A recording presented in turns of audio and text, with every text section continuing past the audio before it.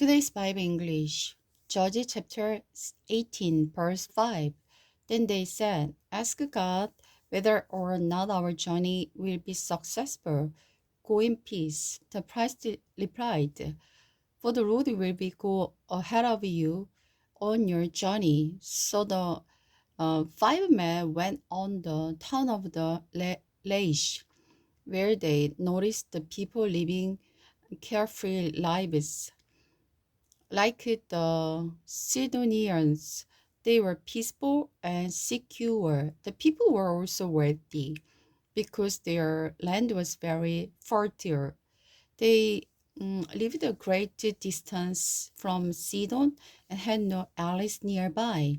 When the men returned to Zorah and the Eshtors, their relatives asked them, What did you find?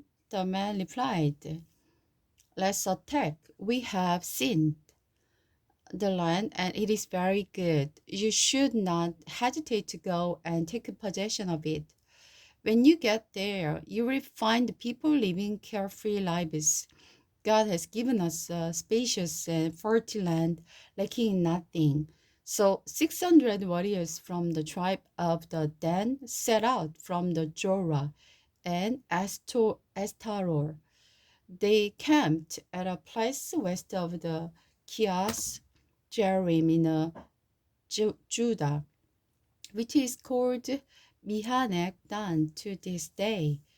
Then they went up into the hill country of Ephraim and came to the house of Micah. The five men who had scouted out the land around the Laish said to the other, There is a shrine here with a sacred apple. Some household idols, a carved image, and a cast idol. It's obvious what we ought to do. So the five men went over to Micah's house, where the young Levite lived, greeted him kindly.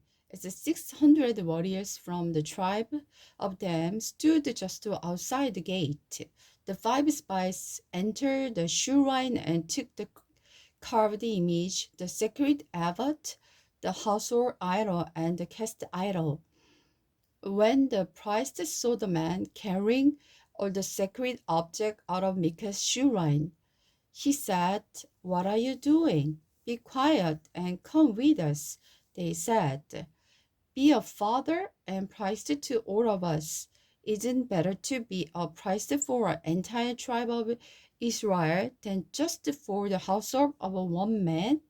The young priest was quite happy to go with them. So he took along the sacred apple, the household idol, and the carved image. They started on their way again, placing their children, livestock, and possession in front of them.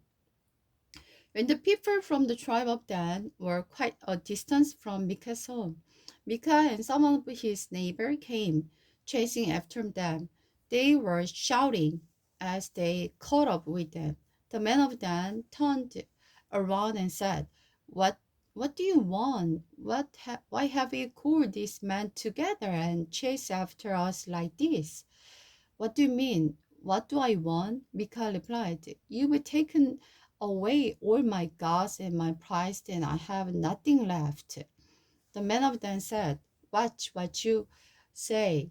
Some of us are short-tempered and they might get angry and kill you and your family. So the men of Dan went on their way. When the Micah saw that there was too many of them for him to attack, he turned away and went home.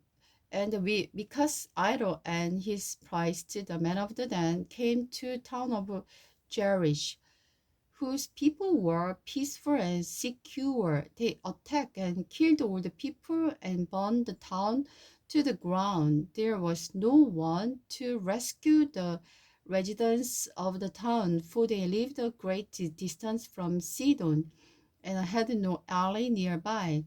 That happened in the valley near Beth Lohab. Then the people of the tribe of Dan rebuilt the town and lived there.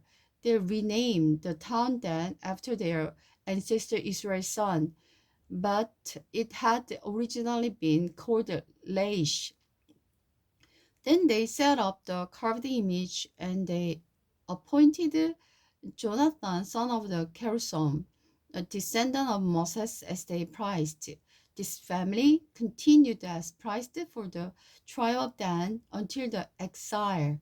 So Micah's carved image was worshipped by the tribe of Dan as long as the tabernacle of God remained as Shiloh.